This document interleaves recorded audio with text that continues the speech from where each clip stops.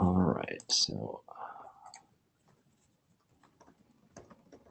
that's, oops. You guys see a chest radiograph? Yeah. All right. So this is the first case. This is a young patient that presented with some chest pain. And you can see on the radiograph here, there's an abnormal contour along the heart border, and we can see the left heart margin through it. So a separate mass here. It looks like it's mediastinal. And we have a subsequent CT. That interesting, we just did a non-con, and we can see that this mass seems to be associated with the pericardium, and it's got some mild mass effect on the left atrium. It also has some calcium in it, and it's somewhat heterogeneous. There's areas of sort of high attenuation mixed in it, and there's some pericardial fluid associated with it. So it looks like it's within the pericardium based on this configuration. And they then did a cardiac MR, and I'll just show a few of the sequences. So here's the Cine SSFPs, and let me just brighten it up a little bit here. We can see that, you can see there indeed there is some higher attenuation areas in it. And let's put on the Cine here. You can see that it is separate from the myocardium, but it is located within the pericardial sac. And then I'll just skip ahead and show the post-contrast T1s here. And we can see there's quite a bit of heterogeneous enhancement in this mass. So well circumscribed mass in the pericardium, you know, you may think of a sarcoma, but they're pretty rare arising. It could be a mesothelioma, but usually those are more like pleural ones in that they're in just diffuse pericardial thickening. So this was resected and ended up being a schwannoma, which I don't recall seeing one in the pericardium before. I don't know if any of you guys have seen one, but yeah. No. Yeah. I've heard of them, but Okay. I've never seen one. I was thinking it was going to be a meningioma. That's a cool case. Yeah, and I'll send the whole thing along. All right, next case is a 61-year-old female, and this is just an interesting case, and I've shown at least one like this before. Presented with this chest mass that looks like it's probably in the pleural space based on how it's interfacing. There's separation from the trachea, but just large pleural mass. And then the only other finding is a small effusion, and a little bit of the fissure is not normal. It's got some nodules along it. And as you look down, there's some pleural nodules here and there as well. So it looks like a pleural malignancy, and you can see right here along the diaphragm. So either Mets or mesothelioma, but this ended up being a mesothelioma, and it's just an unusual case in that it presents sort of as a dominant mass as opposed to a rind, which I showed a case probably many years ago, probably 5 or so years ago, of one that looked like a Pankos tumor. This is sort of a variant, but I think we could feel better. This one's pleural here. It does not extend into the chest wall, but just a slightly unusual manifestation of a meso. Patients receiving systemic therapy, and this thing actually got smaller, but there's a bunch of new pleural nodules along the way. So it wasn't epithelioid, it was mixed or sarcomatous? It was epithelioid. Huh. Why don't they resect it? I don't remember all the details. I did not dig into that. Okay. Yeah.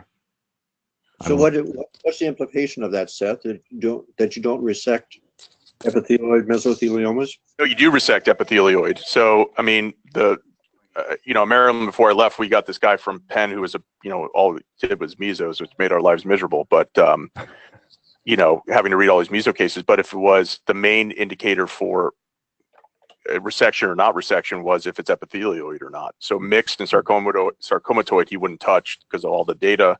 And epithelioid, unless there's clear chest wall invasion or something, even with that, unless they would take out.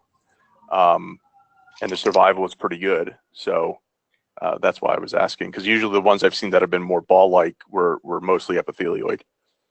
Yeah, they epithelioid or sarcomatoid? The ones I saw that were more ball-like, yeah, were epithelioid. Okay. Again, I'm with an N of 2 or 3 here, so Right. I don't have. I didn't dig in all the details. I just thought it was a neat presentation. But yeah, we typically resect the epithelioids unless there's, like you said, clear invasion. They've also been doing, seems like, more pleurectomies and things as well. But all right, this is a kind of a interesting case. It's just a little unusual than what we normally see. So this is a patient who had some stridor, and this is an older CT. And at that time on the CT, you can see there's an area of thickening, just very focal thickening of the anterior tracheal wall, just above the level of the aortic arch. A little thick above it, but below that and everywhere else, it looks normal. Doesn't look like there's mass extending outside the wall. There may actually be a little bit of thickening here as well. And at that time, I'm not sure what happened with it, but I think they ended up getting another scan before they went in there. And you can see it actually changed quite a bit at this level. I mean, it's very low attenuation. It's still very limited to mostly the cartilaginous portion of the airway. There's a little thickening in the posterior membrane. So with a focal narrowing, you'd wonder about, tumor is one possibility. Again, it's very smooth, but maybe like an adenoid cystic.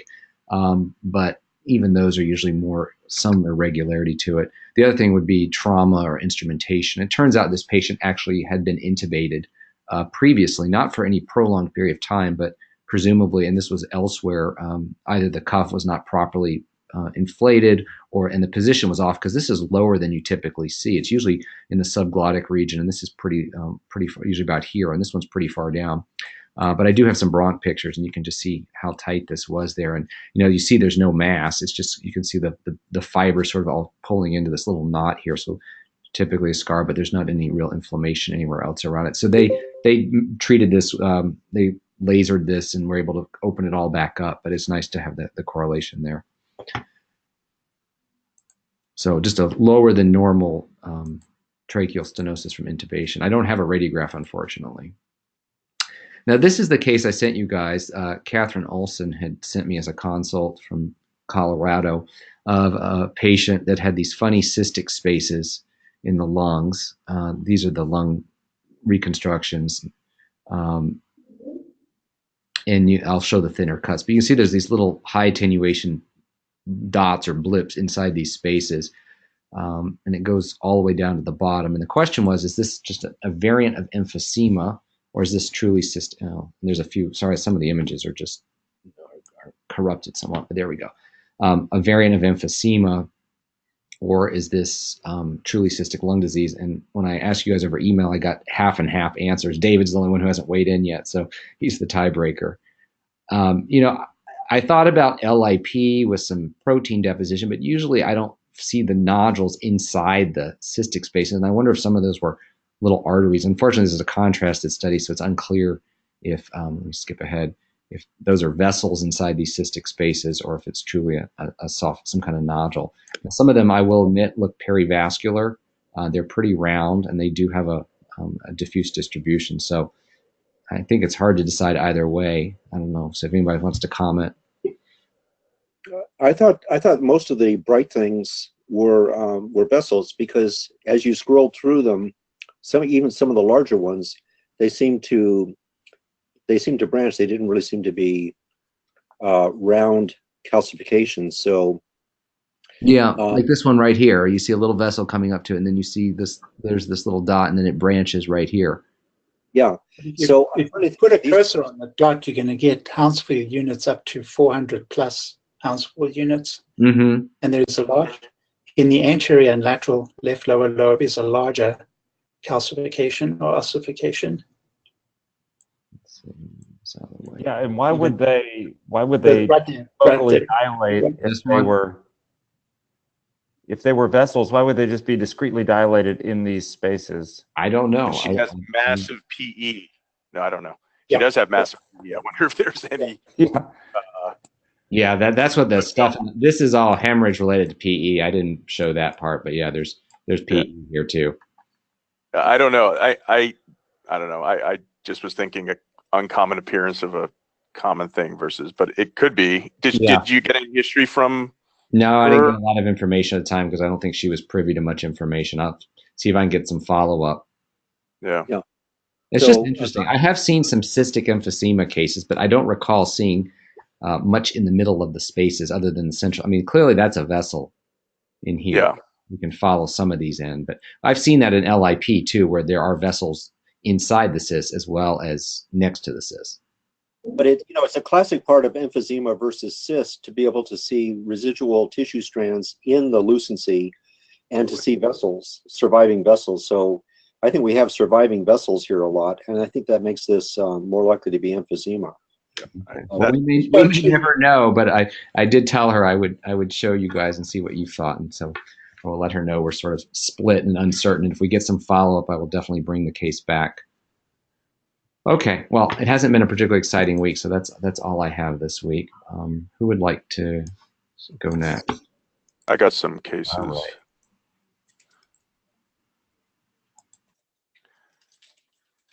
Did I share the correct screen?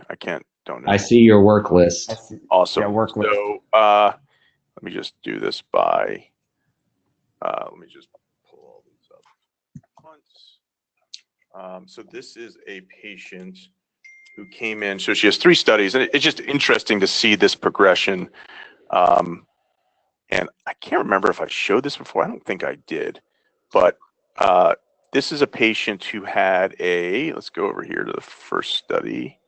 If you see here, this patient had a type B dissection with arch involvement.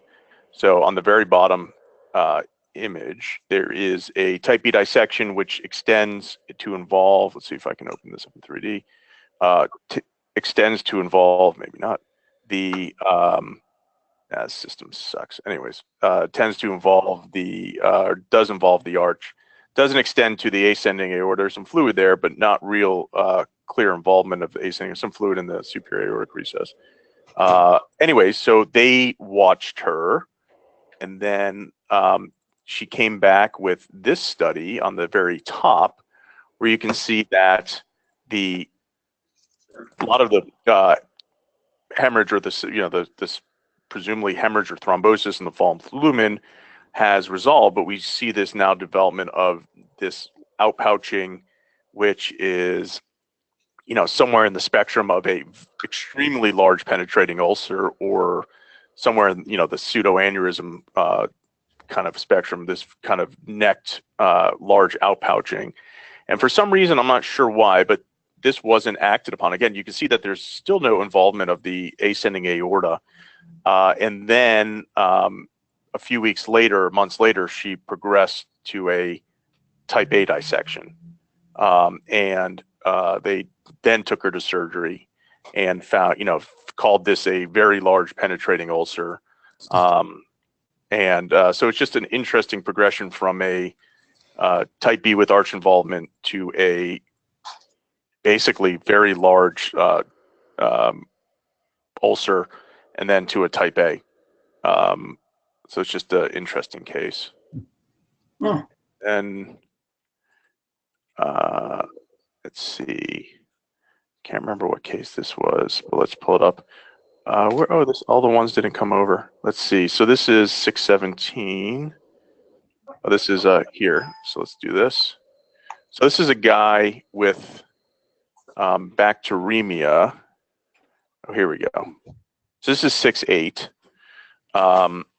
This is a guy with bacteremia who developed this, again, at what point is this a very ugly ulcer versus a pseudo? I still can't, in my mind, wrap my head around what's an ulcer and what's versus a pseudoaneurysm. I mean, clearly there's a tear through the intima into the media.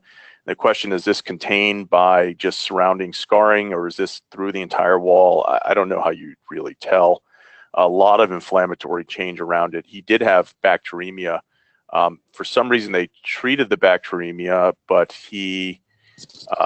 his aorta progressed, and he developed, let me go to the arterial phase, this very large, so this is about, again, 7 or 8 days later. So that smaller ulcer developed into this, again, a larger outpouching, which I would call a pseudoaneurysm. And this was resected, and it was a mycotic aneurysm due to salmonella. So he had salmonella bacteremia, and this was just a pseudoaneurysm. And I in my mind, I'm still trying to figure out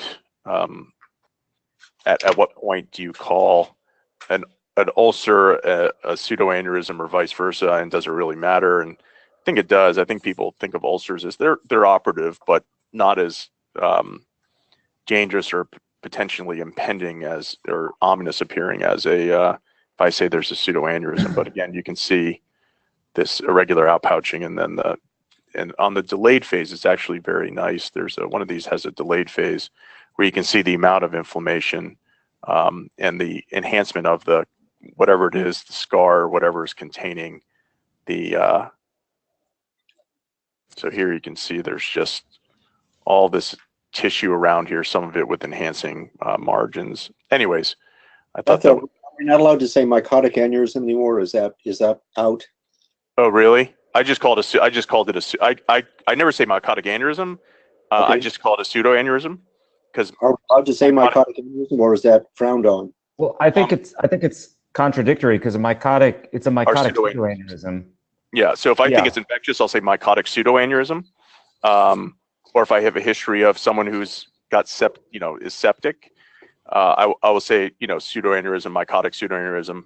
But yeah, because we know they're not aneurysms.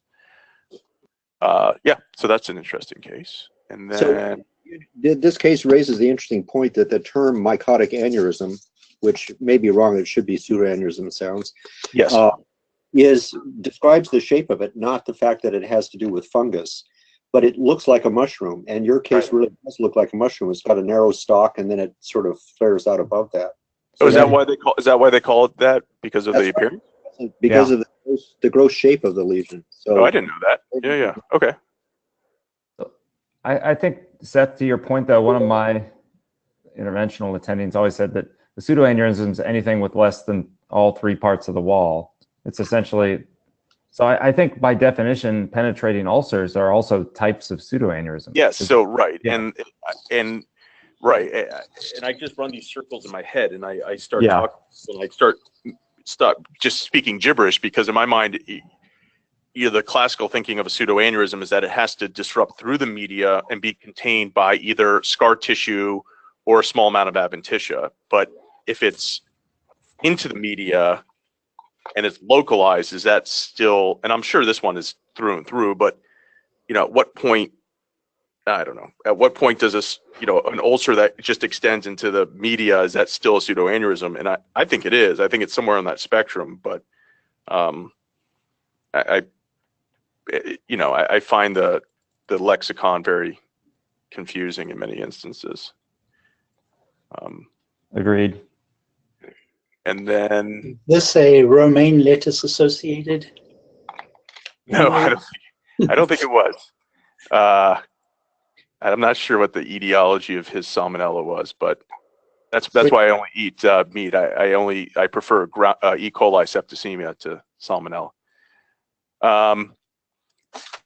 This is a case of something that I just haven't seen. It's not that uncommon. I just haven't seen a good one in many long time. This is a patient with neurofibromatosis, and there's nothing here really to say that she has neurofibromatosis. No real clear neurofibromas on the skin or anything like this. And I have imaging of this, MRI, CTs, so on and so forth. You can see, let me see if I can find a good axial image of this thing. I can't really. Anyways, this is a very ugly, let me just pull this one up, malignant nerve sheath tumor that is in the, mediastinum. She had a chest, she initially came in and had chest pain and had a chest x-ray, and then they got a T-spine MRI, and you can see that there's tumor extension into the central canal.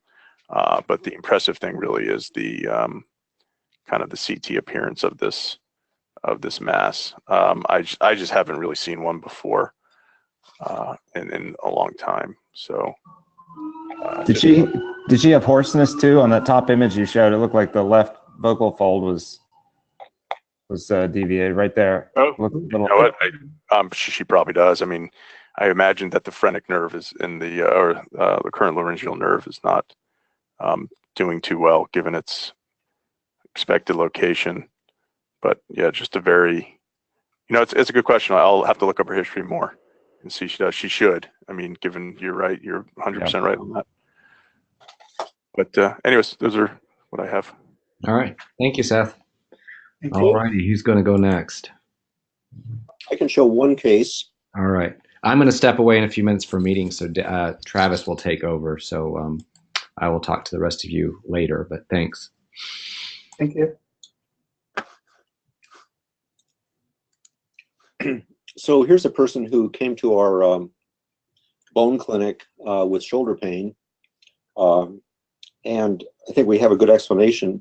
The thing that's a little confusing to me is that the shoulder pain has been there for 25 years. So we have maybe there was acute exacerbation. So it turns out that the shoulder itself looks okay, but there's an upper lung lesion here. So this got some chest radiographs, and in addition to this cavitary mass near the right apex, there's some vague consolidation here, lateral to the left hilum, maybe something hiding back here too. And this person had a CT scan, which showed the cavitary lesion with a very ragged, thick wall, and smaller lesions on the other side, not cavitary at this point. And another one down here, a little more spread out, looking like this. And then eventually the person had a needle biopsy. So here's the needle biopsy or attempt of that diffuse of that basal mass on the left. And it turns out at this point now there's much more widespread disease in the base than it had been there before. And radiographs around this time now, a couple days after that biopsy, show this really extensive stuff down here in the left base, persisting cavitary nodule up here. So, you know, this being the Northwest and stuff like that, I thought this would be a great appearance for Cryptococcus. And it turns out it's not Cryptococcus. This is, well, you guys tell me, what do you think? GPA is a possibility. GPA, absolutely. So cavitary nodule and pulmonary hemorrhage. So the results of their investigations, I think there was bronchoscopy as well, was that there was pulmonary hemorrhage down here. And I don't know how they made the diagnosis of GPA, whether I couldn't see that they biopsied this lesion up here, and I haven't pulled the chart yet to look. So this is GPA. As far as I know, there were no sinus symptoms because there wasn't any sinus imaging. And I don't know what the serologies have shown to this point, but GPA here with a cavitary nodule, fairly rapidly evolving, enough to make you think of infection, and then pulmonary hemorrhage as well. And on this, reviewing the CT to look for any tracheal or other airway lesions, I didn't find any. So, I had another case, but I haven't been able to pull it up. So that's all I have so far. So, question, and this will be relevant to one of the cases I showed too, and David, you commented on, it's kind of a thick-walled and ratty cavity. Right. I know, I think my residents, I'm not sure where they still read it, but I think it's just old literature that perpetuates the idea that thick wall correlates more with malignancy rather than infection, or in this case, vasculitis. Is that, I'm not familiar with the literature that much, but it certainly, especially now, it confuses them when we have all of these bubbly adenocarcinomas where you only have a couple of millimeters of thickness in the wall, and people tend to think that means it's not going to be a cancer, which is completely false. I like this for fungus. I mean, fungus nocardia could look just like this. So, I mean, for a thick-walled cavity, I definitely have infection on the list. And in the I agree. I just wonder where that comes from. I'm not familiar with the data. Well, I think it's because there's one fungus that's famous for thin-walled cavities, and that's cocci. So maybe in contradistinction to cocci, they're saying, well, if it's not cocci, then it's malignancy, because that's the fungus they're familiar with. But I think that notion that thick wall points you toward malignancy. It's the possibility of malignancy, but it does not exclude infection. All right. Yeah. Howard, do you want to go? Okay. I have a bunch, so I can take up as much or as little time as necessary. All right.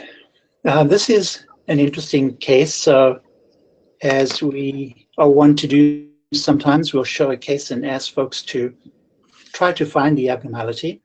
There is one abnormal interface that is interesting. So let me just bring that to the middle. And I know Travis and David, you like these kind of cases particularly.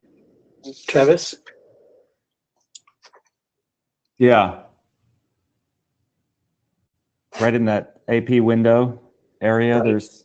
but you can still see the aortic pulmonary reflection right there. So it's somewhere, maybe the descending aorta or anteriorly. Yep, it's right there. So let me bring up the lateral again, but I don't think the lateral in this case helped me, other than showing the absence of any opacity in the anterior or posterior paraspinal chest. So we'll say it ought to be somewhere in there. So let me leave that up and I'll show you the thing. So this is a really nice correlation with what we see on the radiograph. And it is a typical non-treated pseudoaneurysm. Or if it's still adventitia, that would just still be an aneurysm, but a post-traumatic injury to the aorta and the aortic isthmus, really typical of that. And they elected to follow that. So he was sent from elsewhere. I'm not sure what the circumstances were.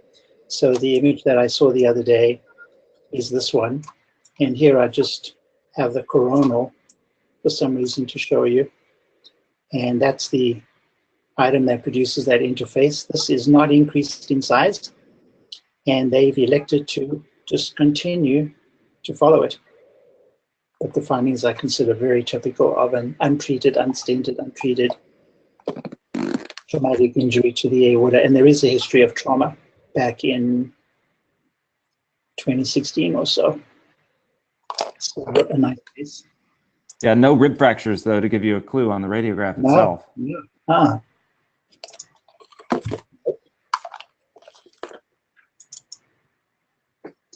Here is a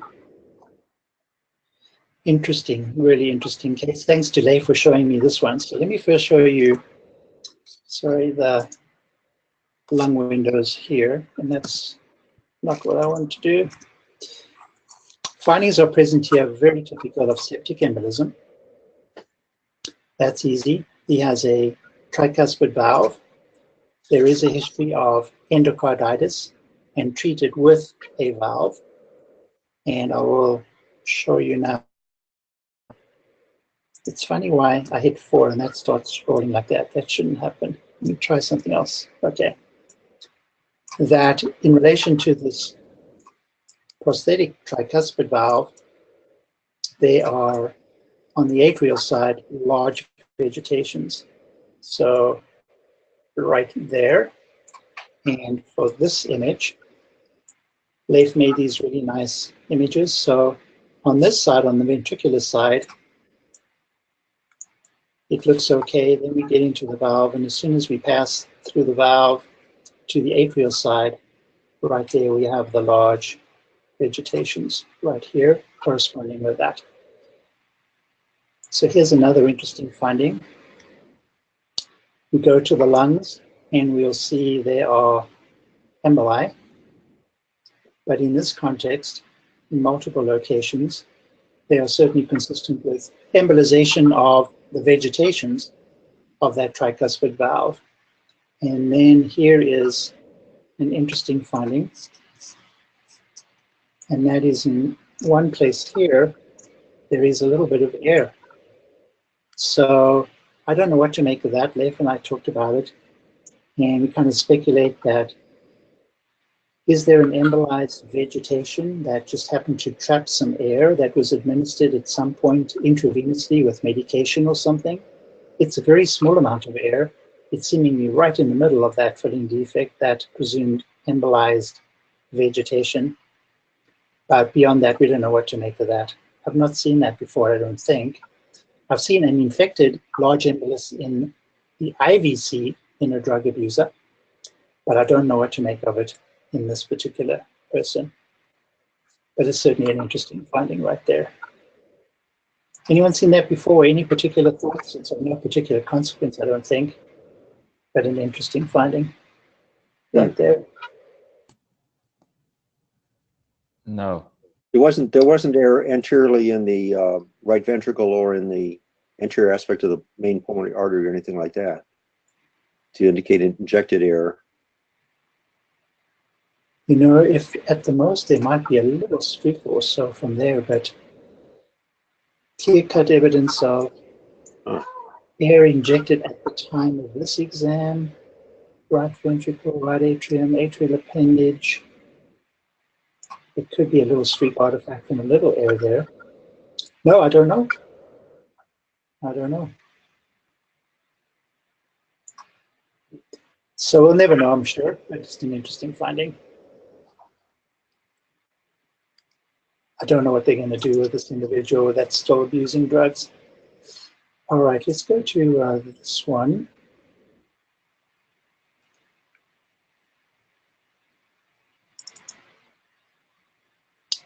So here is another person with really nice findings of renal osteodystrophy.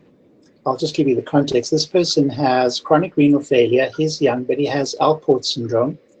He's on chronic hemodialysis, so he's had renal failure for very many years.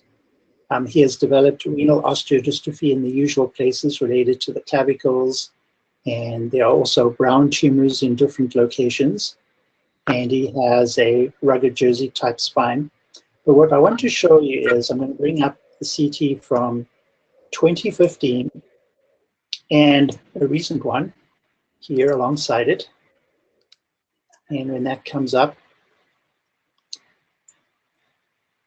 I'm going to show you that over time, he has developed, and here is the comparison, calcifications in the wall of left atrium and even a little in the pulmonary veins. So their right inferior pulmonary vein, the atrium in different locations, and then I thought I saw a little bit in relation to right superior pulmonary vein. So these have developed over time, and here is a little fleck right here in relation to left superior pulmonary vein. So I went to Dr. Google and did find case reports of the occurrence of myocardial, including left atrium calcifications in patients with chronic renal failure. Of course, I usually associated with rheumatic fever, and I kind of forgot about the potential association with chronic renal failure and the development of those kinds of neural calcifications. Has anyone else seen that? Yeah, left atrial calcification, I usually think of either mitral stenosis, rheumatic fever, or end-stage renal disease will cause it, like this, the porcelain left atrium. Okay, so when it completely calcifies, called porcelain. That's a really nice example of that. Yeah. It's interesting. I don't think I've ever seen that. That's interesting. I've seen the people with acute renal failure develop that whatever stone heart or that diffuse myocardial calcification. Usually in the left ventricle, if I remember. You're right, but I've not seen the chronic, or I probably just missed it or just didn't put the two and two together involving with the chronic disease. That's cool. And there was not mitral disease here, so the person doesn't have mitral stenosis. There are some calcifications. No, he doesn't have valvular disease. Okay, and another finding, he's got a calcified thrombus in his left brachiocephalic vein and tremendous collaterals, presumably from catheter-related thrombosis as well. And doesn't have atrial fibrillation or anything. No, he doesn't. Very nice. Yeah, here is the, let's see, here's the rugged jersey spine, the renal osteodystrophy, and brown tumors in the sternum and other places. Quite a lot, actually. Alrighty. I have one more that's not that interesting. So, Travis, why don't you go ahead? Actually, Travis? Yeah. I found my second case. It's a quickie. Can we do that? Perfect. So here's a person who had a bad sore throat and then had some chest and back pain, and described having the sensation of having a desk sitting on her chest, and has this radiograph. So anything striking? This case was presented, you know. It depends on if it's a wood desk or a metal desk. That my differential dramatically changes between the two. There's a lot of soft tissue over the superior mediastinum and deviation of the trachea, so Yeah. I would be concerned about something bad in that region, like the aorta. I'm thinking back to that case of raging mediastinitis you showed a couple years ago, and thinking somehow you're a magnet for those. That's what I'm thinking. But we'll see. Mediastinal Dave. So this person had initially a neck CT, and it turns out there is a lot of abscess, and it goes down into the mediastinum here, which is extra meaty. We have continuation then with a chest CT showing that these pus pockets extend all the way down, probably below the carina. I think we have some involvement back here, and definitely have smudgy fat back there. So this was mediastinitis, this was polymicrobial, which is common with this. And it was thought that the infection probably, after the history, probably originated as a periodontal infection. They got strep milleri out of this, plus a bunch of other organisms as well. But strep milleri was the main organization. So strep, like the last case, the one that Travis is referring to, was also a strep infection. This person got drained, had a number of drains placed in the neck with 4 different procedures and mediastinum, and recovered dramatically. And so now the mediastinum has gone back to looking svelte again. This case was presented in our weekly conference with the medicine residents, and the medicine residents have picked up this pattern taught by some non-radiologist to always start off saying that the trachea is in the midline. So I wanted to see if they would say that in this case. And lo and behold, the very alert medicine resident who was asked to describe the case did not say that the mediastinum, that the trachea was in the midline. I was so pleased. So it's not just an automatic response without looking at the exam. She actually looked and saw that the trachea was deviated. So again, this is mediastinitis, and it's probably mostly the streptococcal infection, but it was polymicrobial. So good observations, guys, and good observation on the part of the medicine resident too. Okay. That case you showed a couple of years ago about the patient that died from his fulminant mediastinitis still gives me nightmares. So yeah, that, you know, there's about a 25% mortality with this. This is not benign. And strep is the bad actor in this. Okay. Okay, we're trying Horos this time. So let me know if it jumps. Let's see. Let me make sure this. Howard, I don't know, because I don't use Horos that much. It looks like some of my series are out of order here, at least chronologically, but I'll go through these. I'll try the best I can to go through these in order. So this is an interesting case. This is a patient who at an outside hospital last month. You can see they have cirrhosis, they have ascites, and they have a large left pleural effusion with considerable atelectasis of the left lung. Now, normally in these patients, if this were on the right side, you'd say it's an hepatic hydrothorax, no diff. And they happen on the left too. So this had been tapped a few times and was just an hepatic hydrothorax. And I'll show you, this is more of an eye test on radiographs. I mean, this patient is not small, but here on the 21st, you'll see that he had a thoracentesis. So the pleural effusion has decreased in size. He's already got a lot of extra soft tissue to start with. And then I think this is the one, if we can compare the two sides, notice over the course of 2 days that there's an increased haze in that left hemithorax. Sure, the effusion has increased, but it even extends up to this area, and that you can see there's now a lot more stuff outside of the chest.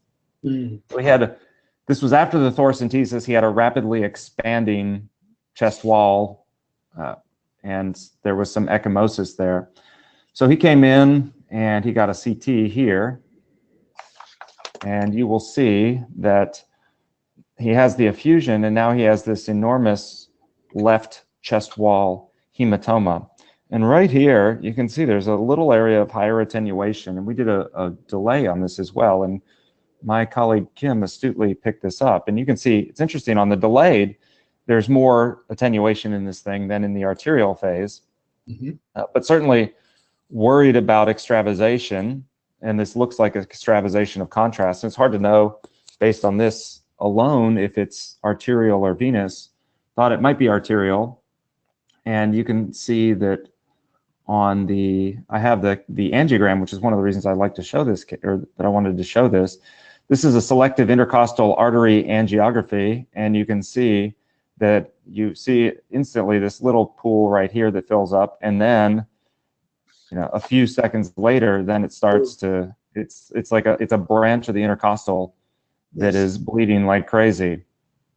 So this was in fact an arterial bleed caused by a thoracentesis at the outside hospital, and of course, you're always taught to go aim above the rib.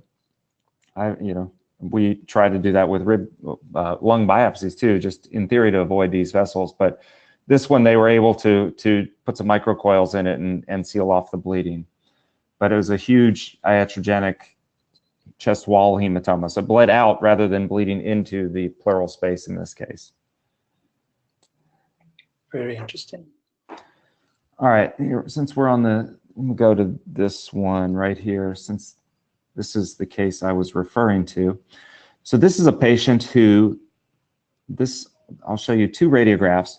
So she's got a big heart, probably some vascular congestion there. And this was pre-op for a renal transplant on this study right here in August. Then she comes back in, so she has a renal transplant and is immunosuppressed. The transplant was for a combination of diabetes and also microscopic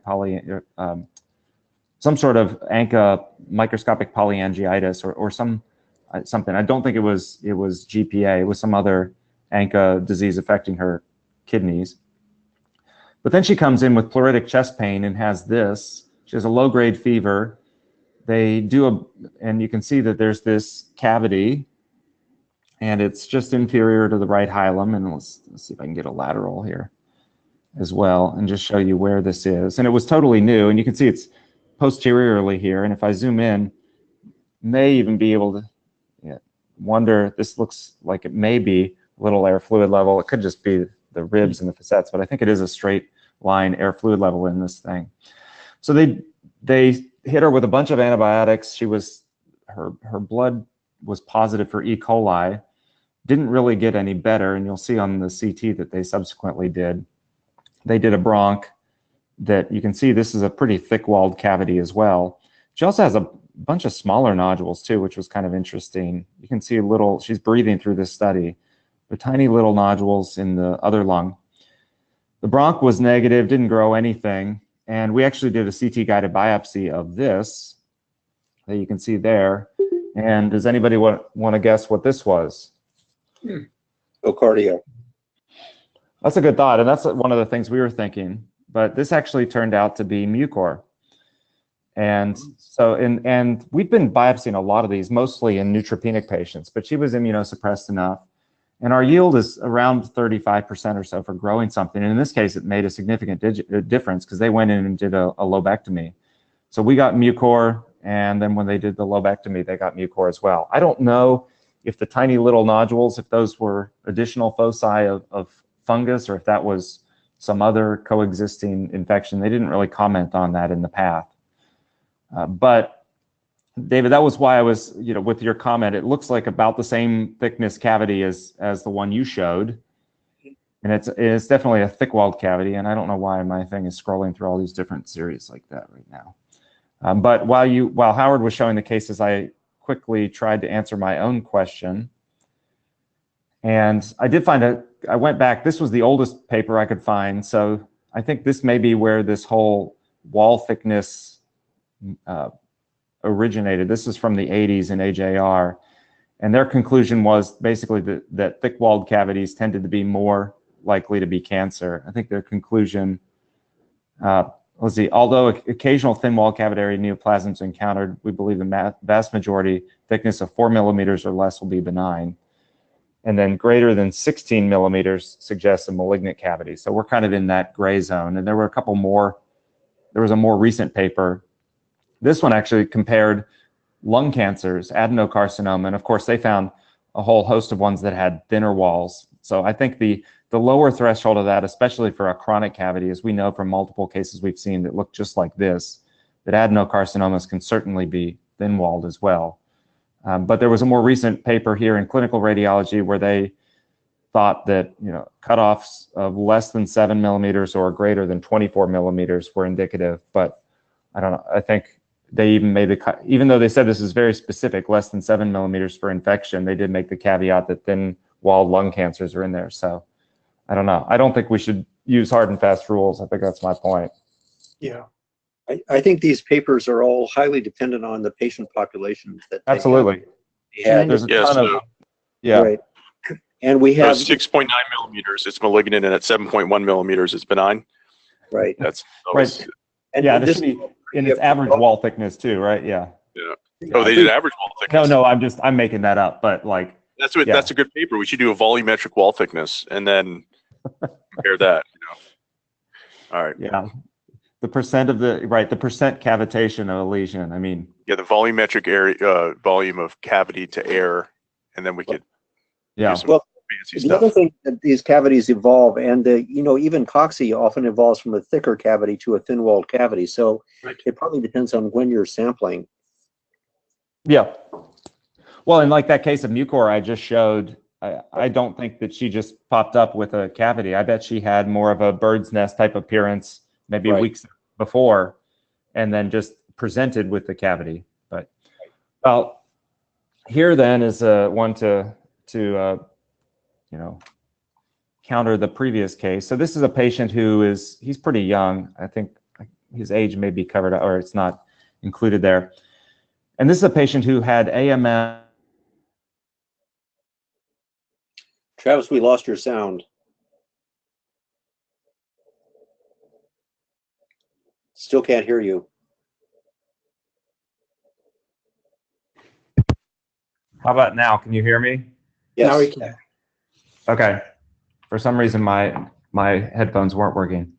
Okay, so this is a young patient, 24, who had AML diagnosed a few months ago, was on treatment, and came in, was neutropenic, came in with fever, had this CT, and you can see there's a few nodules, some of which may have small little halos surrounding them. And they're in a random, looks like a random distribution, a little bit more in the lower lobes. Actually, there may be some, not really that much of a basal predominance. But he underwent a bronch, nothing grew. He was started on broad spectrum antibiotics, including antifungals, didn't do any better. Then 6 days later had this CT, because he's still having fevers, worsening. And you'll see in this case now that this is over the course of 6 days that a lot of these nodules have really blown up. And he's now got small pleural effusions. And we see that they still, a lot of them have surrounding halos, so it makes you think that there's something infectious. And then there was more of this, you know, this biggest cluster of nodules up here that was rapidly growing as well. And still didn't do any better. And it was around this time then, I'll show you, 6 days later, his clinical status is deteriorating and his lung nodules are continuing to get worse. And we did a biopsy of this area up here, wherever we could get the largest cluster. I think it was right in here. Travis, before you go on, Yeah. is there anything in his spleen? Let's see. He's got he does have a low attenuation focus in his spleen there. Why do you ask? Because the distribution was so many lung nodules and splenic lesions as well. I've seen in Candida infection. So I was wondering about Candida as a possibility here. Okay. The other thing I was going to ask you is, does he smoke marijuana? Because initially it looked as if there were a lot of central lobular small infections. in the upper lungs, and that's a good distribution for Yeah.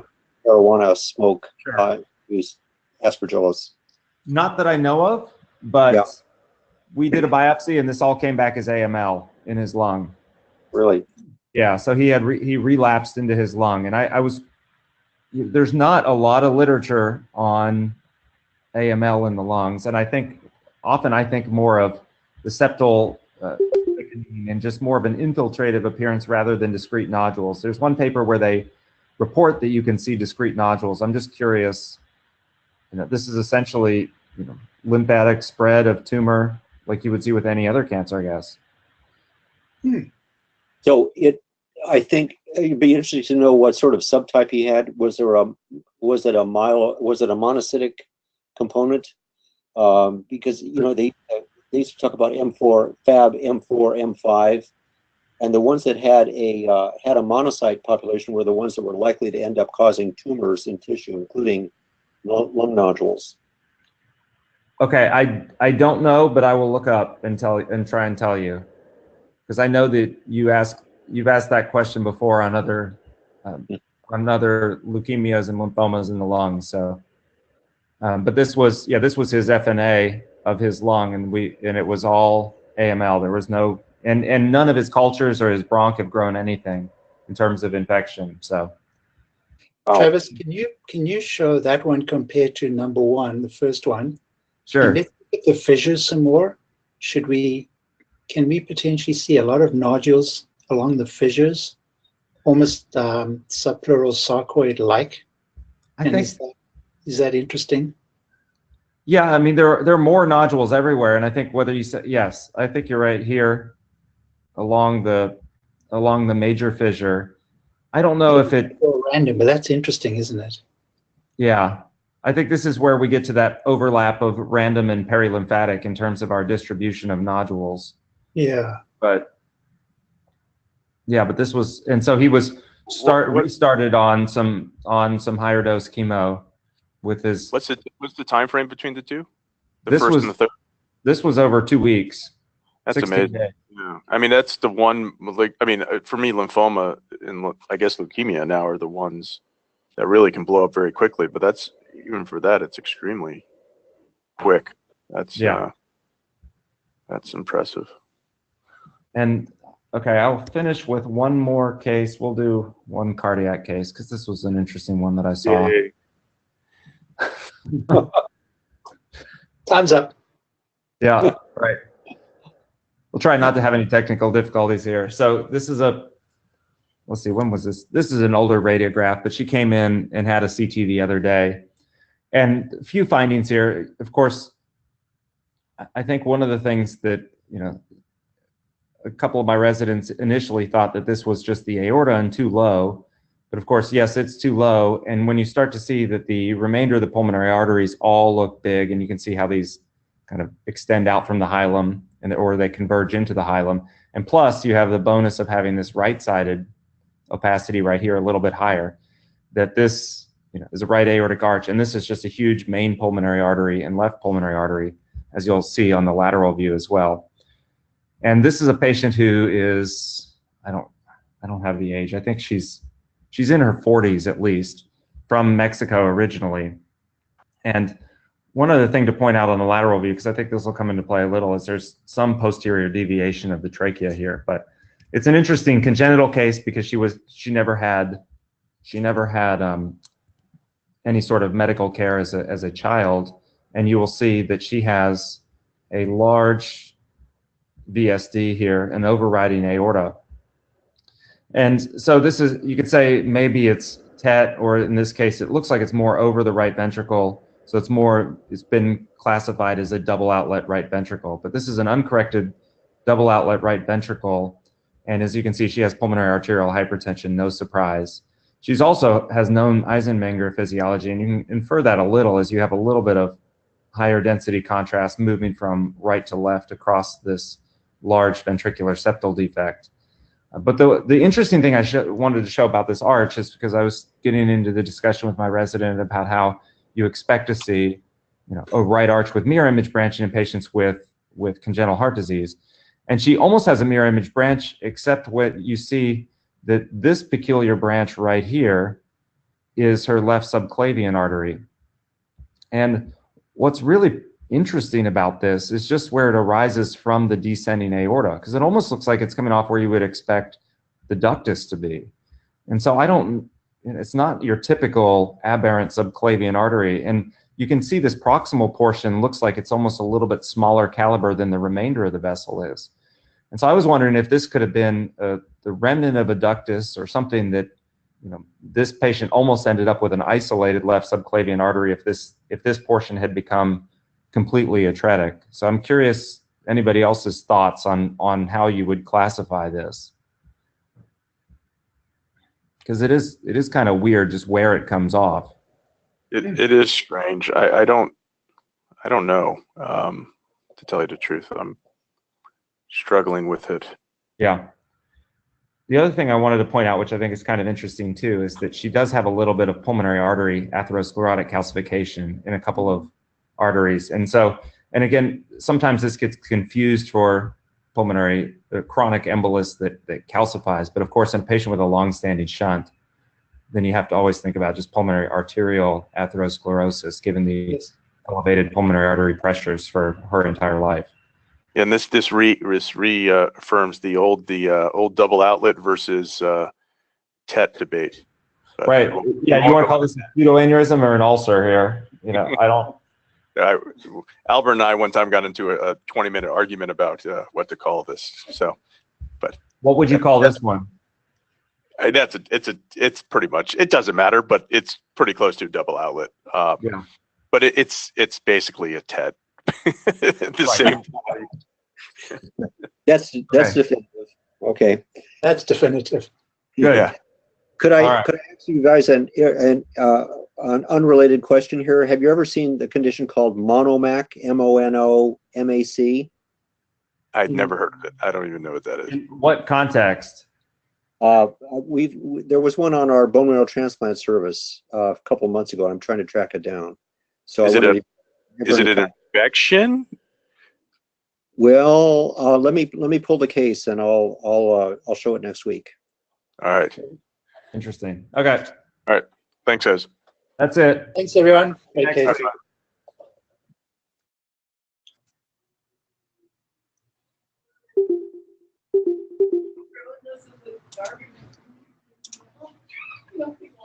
That was Horace worked well. Okay, good to know that. Thanks. Do you have delays in decoding the images? When the images are compressed, it can take a long time to have them. It seemed like when I was loading the cases that some of them loaded slower than they did in Osirix. But until Osirix can get this issue fixed, then, and also, you know, with just the continually increasing cost of Osirix, I think this is the way to go. So I'm glad it worked. Do you use Osirix, the FDA version, or is there a 64-bit non-FDA? It's a 64-bit non. It's an institutional version, so which I no longer have access to. So, okay. But all right, take care. Thank you.